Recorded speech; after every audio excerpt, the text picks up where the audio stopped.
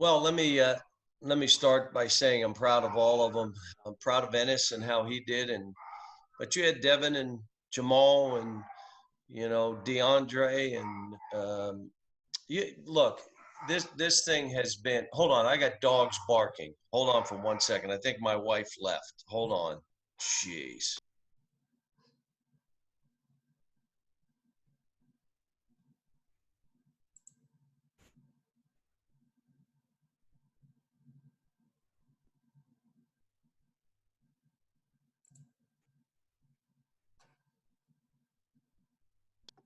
No one listens to me, so they'll probably start barking again. But I when I look at all these guys and how they're playing, um, I'm not surprised um, that guys would be able to stand up to this. Um, the environment here, everything about it is preparing them for an NBA. It's an NBA environment. How we practice, the competitiveness in practice, the games and every shot matters here.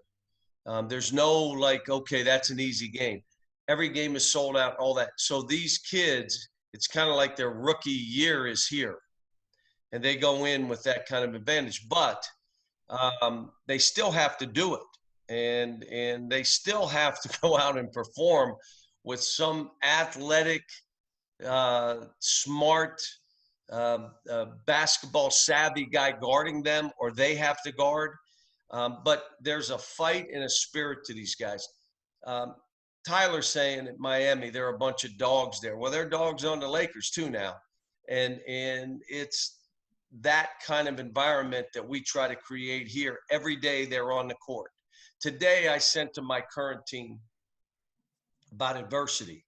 Everything was about adversity and how you deal with it, because it's going to happen. It's going to come. It's not the next step up.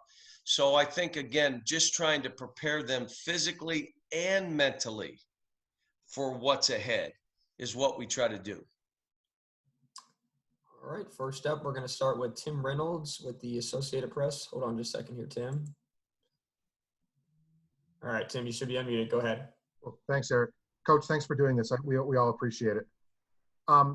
Speaking specifically to Tyler for a second, I know you've got Bam with the Heat as well, but I know you expected a lot from Tyler. I know that you gave the Heat a very adamant report on what his potential was.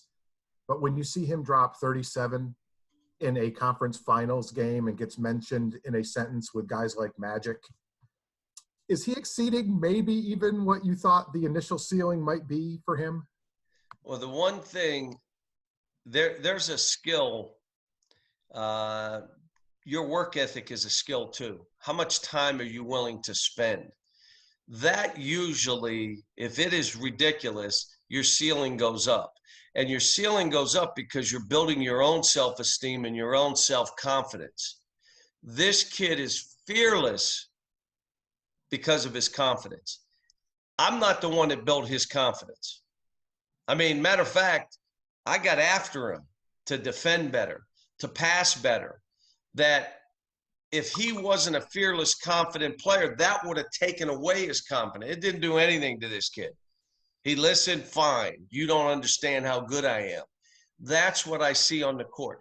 The biggest thing is I want him to keep chasing, because at some point it's going to flip and he's going to be the chased in the NBA. It isn't right now, so don't think you're in that mode. Keep chasing, keep fighting, because eventually, now all of a sudden you keep going. Now everybody's chasing you, and now you have to have a different mentality on how you're approaching this. All right, Kyle Tucker with The Athletic. You're up next.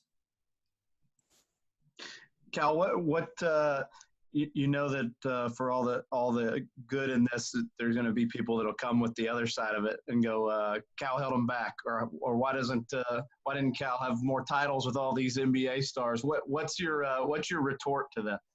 Well, when people say he doesn't care about winning, all he cares about is his players, it's not true. I care about winning and winning championships, but to say that, that he only loves his players. He doesn't. Okay, but we've won more games in 11 years, more league title, more tournament title, more Sweet 16s, NCAA games, Elite Eights, Final Fours, and won a national title. I know we could have done more. I know that. But if you want to say that, that's fine.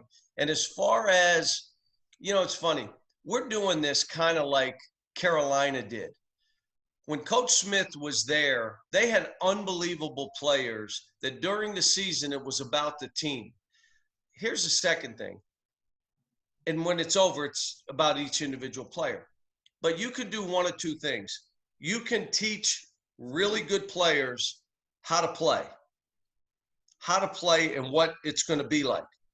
Or you can teach them to be in a system, to run play. We've always, you look at from the time I was here and before Memphis and Metro, we're teaching kids how to play. I can't tell you exactly how we're going to do it. But the other part of it is getting really good players to have to come together, which means you got to sacrifice for each other. My goal, and the guys that are on here know I've said this over and over, I want 6 of my guys, minimum 5, to have at least one game, if not more, of 25 to 30 points in a season. So when you get to the NCAA tournament, you don't know who's going to win for you, but they've all done it at least once, which if you're doing that, it's hard to have guys score 25, 28 a game. Other places, it becomes 2 guys shoot all the balls, the rest of you set screens and rebounds. Now, if you're one of those 2, you're happy. The problem for us is I've got 7, 8 guys, 9 that all have the same aspirations on different paths. Some of them may take 2 years or 3, but all the stuff that's happening is learning to fight, learning to compete. Now, I'm not trying to filibuster, even though I am right now, but here's what I would say. You know what I'm most proud of? I'm most proud of Enes Kanter's attitude throughout the playoffs, because he and I were in touch and I watched him. He didn't get many minutes, but when he did, he had a great attitude. He was a great teammate.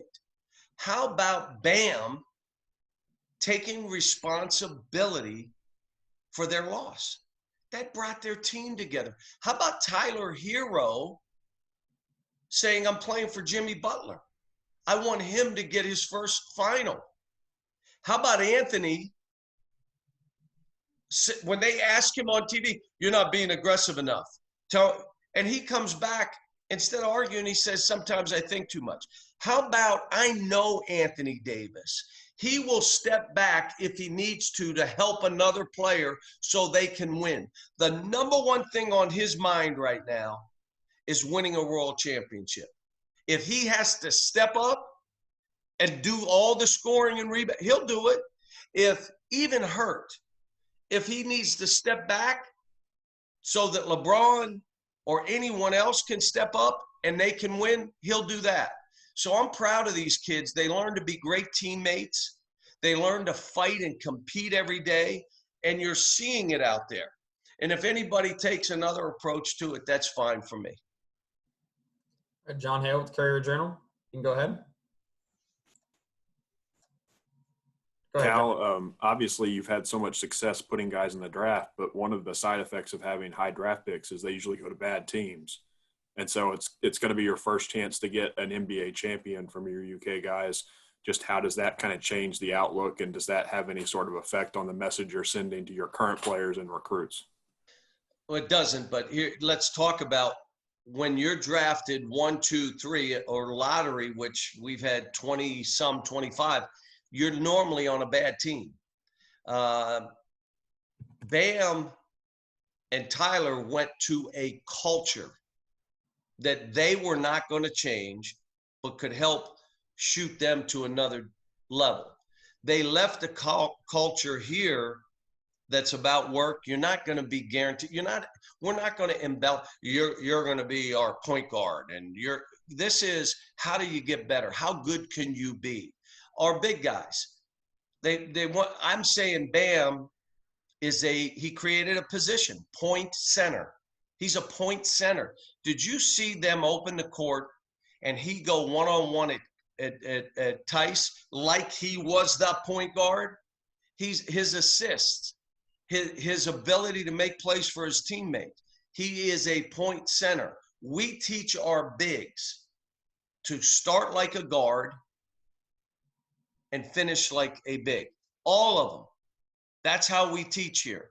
And so when you see all this stuff, you're looking like, wow, but he was taken 14th.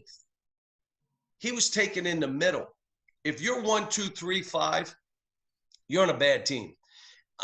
If you're 19 years old on a bad team and you're in a man's league, NBA, no boys allowed, and you're trying to take this team on your shoulders for that many games, hard deal.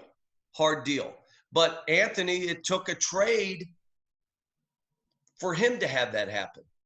So yeah, that's an issue. But to be honest, if you said you could be drafted 1 on a bad team, or maybe you go 25 and you be on a good team, I think they'll take 1. We've had 4 of those too. Daryl, you're up next. Go ahead. Good morning, Cal. All these lottery picks you've had through the years, I want to go back to when they were in high school and you were recruiting all of them. Is there a common denominator back then of those kids that where they end up where they are now in the NBA? Well, I would say the guys that were like that have all gone. You know, we haven't gotten everybody we've wanted, by the way. I mean, you have to be built different to really want this. You come out built different, but you come in built different too. But the point of, well, they were what they were before they got there. Tyler Herro wasn't. Eric Bledsoe was. Come on now. I mean, we can go and argue the point, but here's what I would say. You know, you look at all these kids. You look at they learned to fight and compete for what they wanted. If I had to promise them everything, they're probably not built for this. If you think it's going to come easy, how about this one? I'll come if you don't recruit anybody else at my position for this year or next. Oh, that happens. You're not coming here. I want to be the point guard and I want to play 35 minutes but you're the center. Somebody's going to tell them okay to get them. So this one here, you got to want to compete. You got to want to learn to be a great teammate. Everything's been about you. Now everything's going to be about us. You have to take what you want. You have to create your own space. If you think you're going to the NBA as like you go somewhere and you're a volume shooter, there is a chance you could be from that to a volume shooter in the NBA your first, second year. Very rare, but it could happen. Here, we have volume shooters in the NBA right now, probably 8 or 10. They were volume shooters here in games, not for a season. Like they just shot 28 times, 30 times a game because they were playing with 7 other guys. Everybody was trying to eat. Everybody's trying to carve their way, and we're trying to win a national title. And at the end of every year, these kids, because they came in built different, by the end of the year, we're playing as well as we played all year, including last year, with a chance to win the national title. But it's one and done. How about if it were best of 3? How many would we have? Or best of 7? How many national titles? How about this one? How about if I was a little selfish and got these guys to stay 2 and 3 years? But that's not what this is. We're here. 20 kids have graduated. We're always in the top 10 with academics here. We have been. The NCAA sends us awards for what we're doing, kids leaving in good academic standing.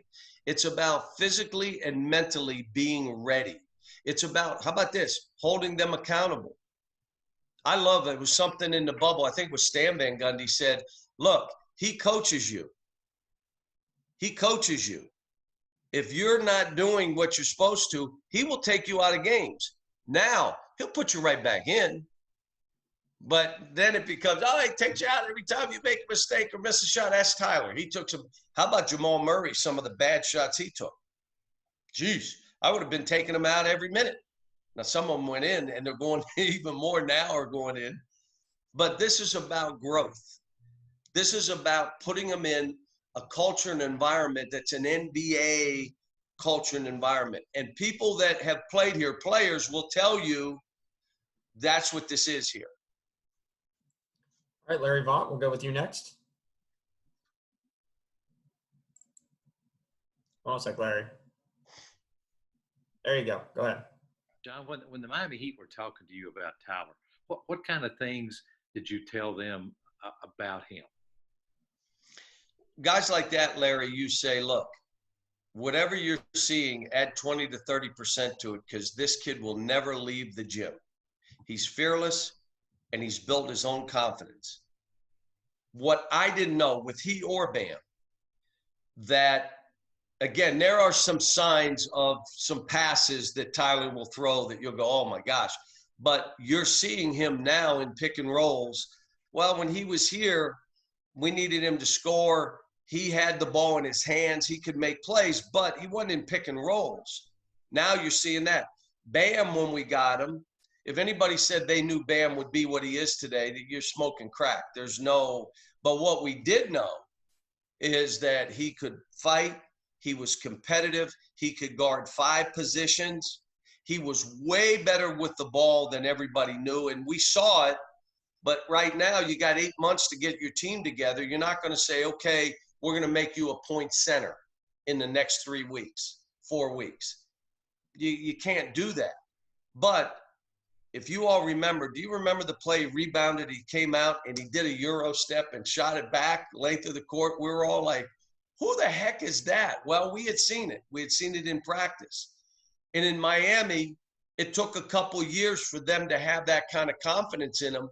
But right now, they'd just as soon start the offense with him.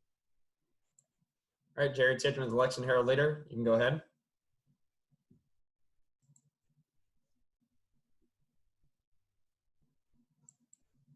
Hold on, Jerry. I got the unmute button for you. John, how helpful can it be in recruiting, do you think, to have such a presence in the NBA playoffs and the finals?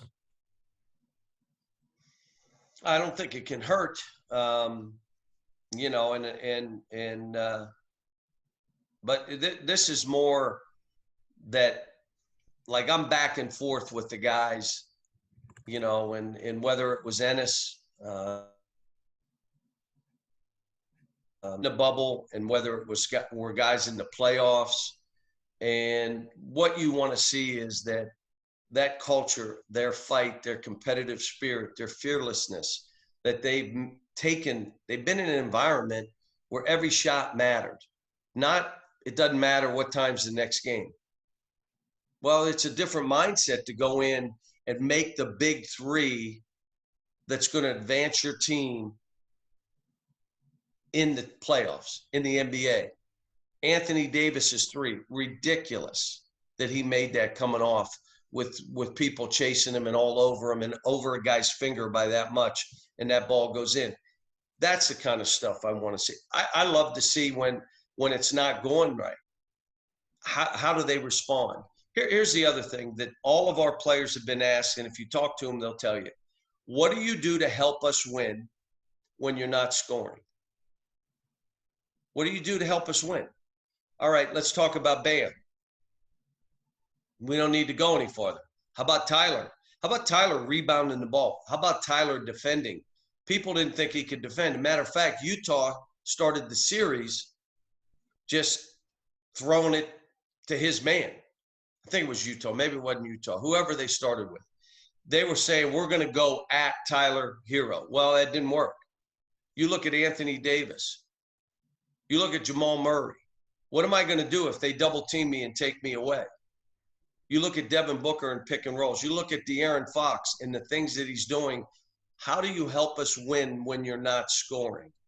That's one of those things that I'm watching for as a coach or someone who has been with these guys for a period of time. Next up, we've got John Wong. Go ahead, John.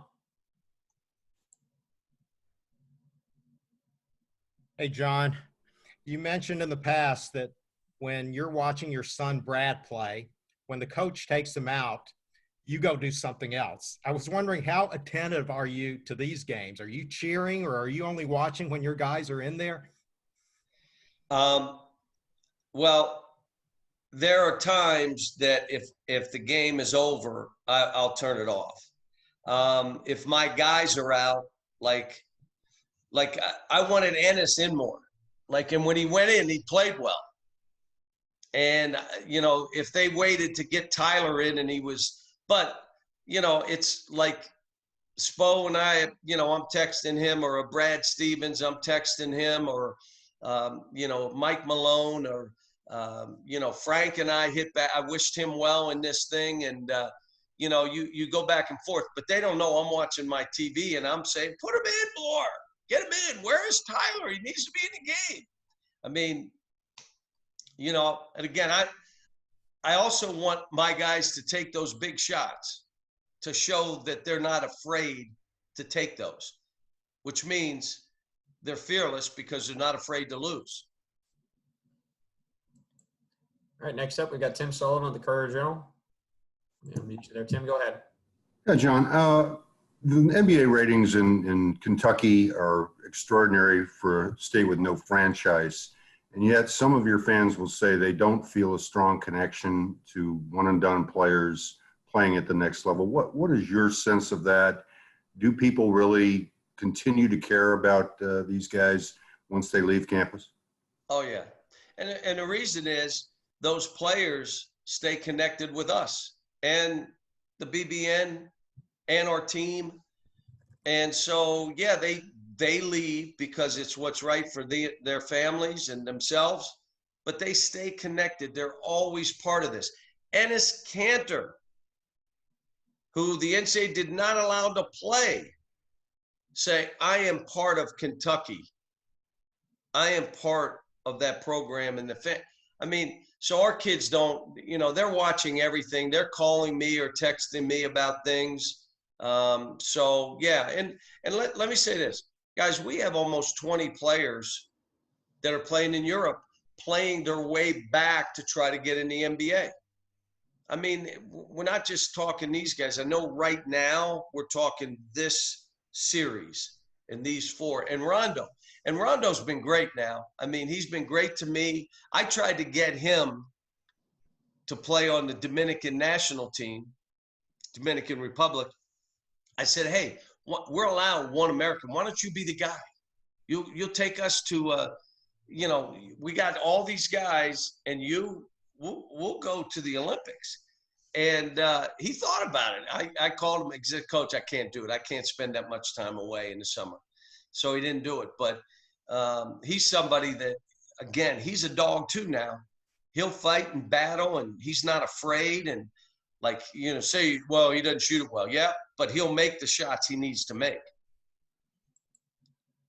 As just a reminder, I'm doing my best to work around as many questions as I can. I see a couple of you got follow-up questions. I'll get to you. But if you do have a question for the first time, go ahead and hit that raise hands feature. Brian Kennedy, you're up next. Coach, I feel like of the guys doing what they're doing now, AD is probably the least surprising, but at the same time, he's coming off screens and knocking down a game-winning jumper. I mean, there's almost a different pressure on him that he's supposed to do this, and he's responding. Well, how do you feel about that as well? Well, it's over a period of time, and that's why I'm saying to Bam and Tyler, who are chasing, they're still trying to prove who they are. There's going to be a time in their career where that flips like it did with Anthony. Now you're being chased instead of chasing. Now your attitude and how you approach things is different. What's your mentality? Totally different. What do you do every game to get yourself ready? Well, when you're chasing, it's about survival. But now you're being chased. What is it that's going to keep you going? In Anthony's case, he wants to win a world championship. And he will have an impact on the game because he's in the game.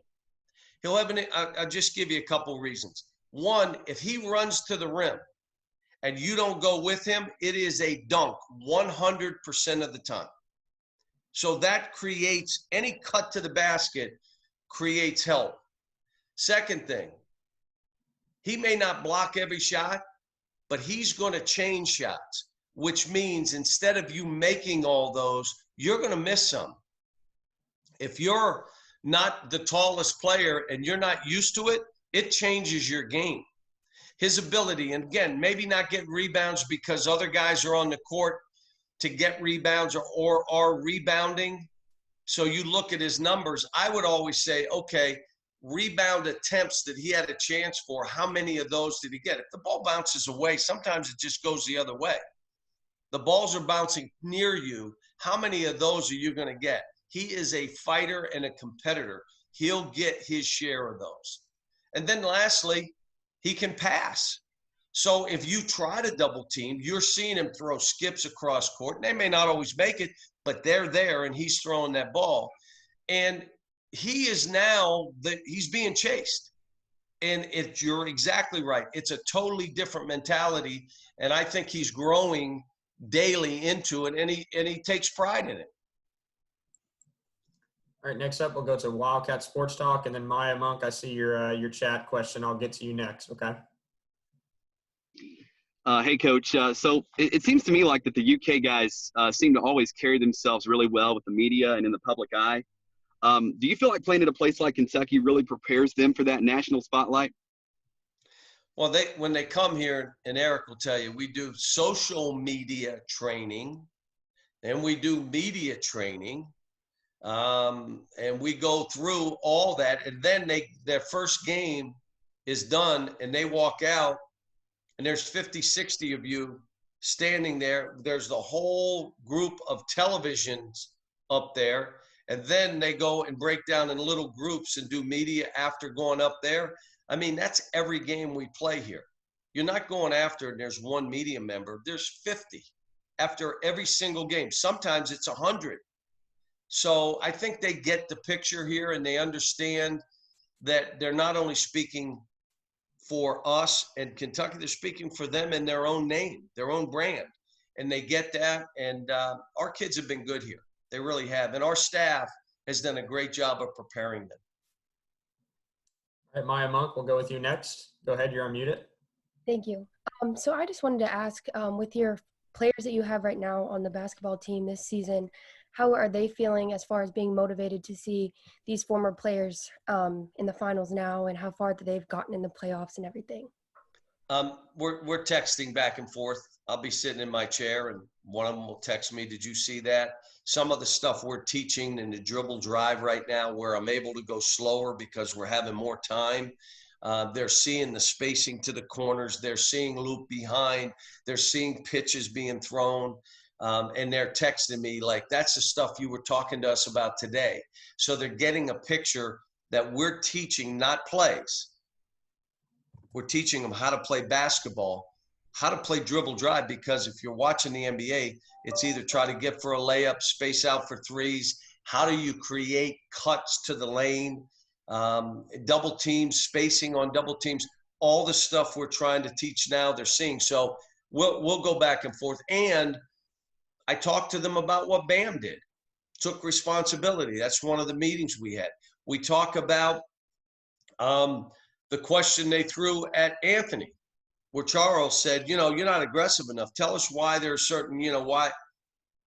I mean, and so there's stuff that's happening. We're talking pick and rolls.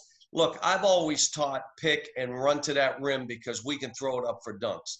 Now you're seeing people getting started in dribble drive by a pick and a short roll, which is they're helping and it's a bounce pass and they're playing through that point center. And that's what and they see it and we go back and forth. So they're watching the games. They're watching these players. We're telling them how hard they worked. We're telling them how much time they spent in the gym. Told them how committed they were to everything they were supposed to be doing, from academics to all the things we're doing in community. It's not one thing. It's about, quote, being professional in how you act, how you respond to people, how you, when you're held accountable, what do I do? How do I change? What if someone is playing better than me? So it's all intertwined in what we're trying to do. Guys, we got about 7-8 more minutes here with Coach. I'm going to go with John Clay with the Lexington Herald Leader next. Go ahead, John. John, I think Bam, in the year that he played for you, I think he averaged less than 1 assist. I think it was 0.8, because you had other guys. You had De'Aaron and other guys who could pass. So wait a minute. We had 3 point guards on that team. That's right. So it was a little – right. So I could have done this. Wait a minute. But wait. Oh, we start playing, and I go, all right, we got 4 weeks left to win a national title. Bam, you're going to be our point center now. We're going to play through you. It's harder. You get it started, and then you try to do it, but we're teaching them how to play. Well, so they're not running plays. But go ahead. Well, my question is, did you see signs of a player who could average over 5 assists a game in the NBA when you had him?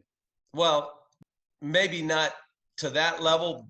Miami saw it, but what I saw in AAU games and in our practices, he could play basketball. His skills were not mastered yet. You have to master your craft. I was on with Jamal Murray, and I said, do you remember the falling down lefty he threw up that went in? Well, he did that in practice. And I said, hey, man, stop. You ain't taking – what is that? You just threw the ball left-handed. You know, he looked at me and said, I can make that. I said, are you crazy? So I hit him after that game, and I said, I'd like the spinner off the basket, but the left-hander falling down has to go. And he hit me back. I told you I can make that.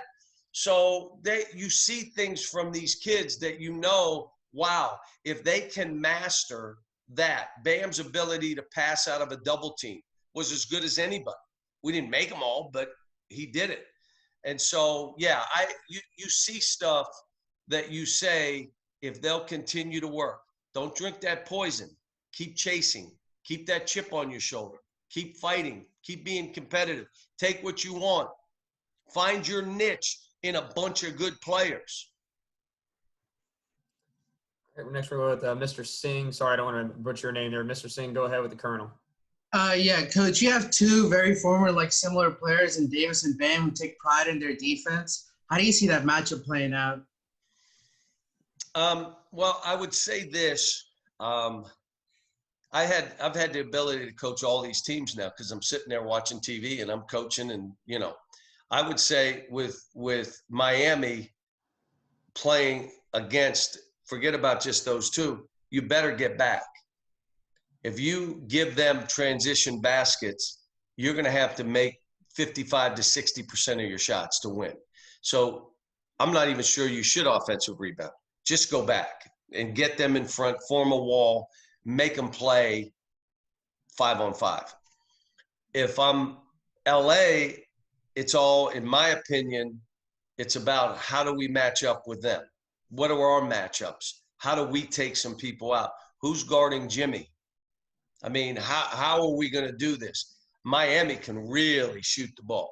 I mean, it's their strength. I mean, one of the things they do is if you can't guard somebody and you have to help, they're throwing it to somebody who can make it. All right, next up, we'll go with Gary Graves, the AP, and then guys have follow-up questions. I'll circle back around you to follow or to finish this up. Go ahead, Gary. All right. John, when you see Bam establish a presence like that, have a block like that, what do you recall about his development when he was there and how strong he's become since then, and what you've been telling him, I guess? Well, there's the drive of each of these kids that we're talking about, the spirit that they had, the fearlessness. Almost all of it was built on a work ethic that they would spend as much time as needed. They weren't running from the gym. They were the first one in, the last one to leave. Bam had an added thing, and it was how he grew up, how it was him and his mother, what his mother sacrificed, and what he was going to do for his mother through this sport. On his phone, he had the screenshot of where he and his mom lived. And there would be times he's walking out of the gym and he's the last one to leave. And I go, "You still here, kid?" And he has his phone and he shows me that screenshot, like to let me know, I know why I'm doing this. I hear that picture is in his condo. So he's framed it to keep it in mind where he came from. His mom used to walk to work 2 miles to a supermarket. I mean, these kids all have their own stories and their own why. Why is Jamal the way he is? Why is Tyler? Tyler's thing is no one thought I was good enough. Why would he ever go to Kentucky? They're going to over-recruit you because you'll never play at Kentucky. You're a 4-star. You didn't play in a McDonald's game. He's a pro before he got here. Come on now. He had a chip on his shoulders that I'm going to show you. And that's why I'm saying now, keep chasing, man. Keep that chip on your shoulder. Don't drink that poison. Don't listen to that stuff. You're not being chased yet. In a couple of years, you're going to be chased. It ain't right now. You go for it. And so all these kids, when you talk about Anthony Davis, when I went into Chicago, he tells a story that I drove in a limo. I don't believe I drove in a limo. I probably had a driver take me from the airport, take me there. I went in the house. He had all family there, grandmothers, grandfathers, cousins. We were all in there together. And his comment to me was, "Coach, I trust you. Don't care where you play me. I want to win." Here's a kid, he's 190 pounds at 6'9", 6'10". And now all of a sudden, he comes in, gets bigger and stronger, and starts. He was a guard. He went from 6'3" to 6'10". Never played near the basket. He needed to learn that first. You're 6'10". What are you going to be, a point guard? Come on. Learn to play first, Karl Towns, instead of shoot all threes. Now you can shoot all threes now. Learn to play. So those kids were telling me, "I trust you." How about Shea? How about Shea didn't start his first 9 games? And one of the reasons were we were winning, and I said, "Look, I know you should be starting, but I like this." He said, "I trust you, Coach. I trust you." How about PJ? It took PJ 2 years. "I trust you. I'm coming back." That's when you talk about it with Bam, there was a why there that you knew. Like right now with these guys, you don't know how good they're going to be. They're going to control that because of their work. All right, guys, we're going to go with John, Jerry, and Kent to finish this up. Go ahead, John. Al, you've talked a few times about the NBA and the WNBA giving college basketball a model with the bubble. How has that played in your mind as you've made your own schedule out, and kind of where are things at with that, especially that Louisville game everyone's so interested in? So what we don't know is what it's going to be like when we start in November. We don't know if there'll be a vaccine. We don't know if they're going to let people in the building. But our first 2 things, our MTE, the first tournament, and going to Orlando, will be in bubbles. And it'll give us a chance to figure out what's next. What our league does, I don't have any control over that. Will we go home and home? Will we have travel partners? In other words, we're not only going to go 1 game, we may fly somewhere and go to 2 or 3 games in a bus, get back on the plane and go home. Less touch points. I don't know any of that, but I do know how we're starting. We started on our schedule to make sure probably more than a month ago. Before the dates came out, we had an idea of what we were going to do. And in the contracts that we had to honor, that whether we were playing at home or on the road, that we were going to have to honor, which makes our schedule ridiculously tough. When you have 9 new players, this is way too tough a schedule. But there's not going to be competitive equity. There's not this year. You may have teams at the end of the year play 18 games. Someone else may play 25. Someone else may play 15. Someone else may have something happen and they're out 3 weeks with their team, and 3 of those were home games. Only 1 was on the road. You don't know. There's not going to be competitive equity. Let's have a season. Let's get to the NCAA tournament. Let's all survive. Let's not cut sports. Let's make this so it works and we all survive this year. That's all I'm trying to do.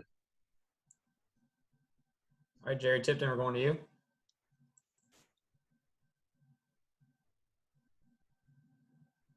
There we go. John, I like it the other way. well, I can mute myself. Okay, go ahead. Well, I had heard that the first bubble, maybe Hartford had some reservations about playing in it, and maybe Morehead State might play in it. Can you shed any light on that? Well, we'll probably announce it all at once when, when everything plays out. And so it's all looking good. I mean, I feel comfortable. I'm just happy if it's the 20th, the 21st of November, if it's the 10th of November, we played war games. We kind of knew, here's where they're fitting in. We have CBS games. We have the challenge. We have this, we have Big 12. I mean, Notre Dame's coming to us. I know there was a question on the Louisville game, but we have the date and the time. And unless that changes, if they choose not to play, then we'll plug in another team. We already have that team set. So where we are, you guys know I like to be ahead of this. You're not going to throw the fire hose at me and it's hit me in the nose and mouth and I'm trying to figure out a schedule. I'm not going to do that. So we kind of knew, look, we're going to have some home games with no fans, which is crap, but we got no choice. We're also going on the road a couple times without fans, which isn't fair to them, but there's not competitive equity. It is what it is. All right, we'll end this off with Ken Spencer, WHAS. Go ahead, Ken. Yeah, John, you mentioned that Louisville game, and in your statement the other day, you said you'd hope they didn't want to end the series. Do you think that that's something that they're thinking about? And do you think in your heart of heart that this game happens this year? Well, I'm not going to tell you what they're thinking or what they're doing. I just know that, the terms of the contract, we go there and they come here next year. How about does anybody really know what this virus is going to do? I mean, what if we're next year and we're in the same boat? Then we got them at home with no fans. We don't know. This virus is running us. We are not running this virus. And so, you'd have to talk to them. And my hope is we're playing the game this year, but we're prepared. If not, I'm not going to wait. And they tell me, boom, they say, no, bang, here's what we got, another home and home. Here it is. We got people the people want to play us. I mean, they want to beat Kentucky. They want to go again. I mean, so but I think that game is good for our state. It should be played, but I'm running Kentucky's program. That's what I do. I'm not telling any other program what they should or shouldn't do.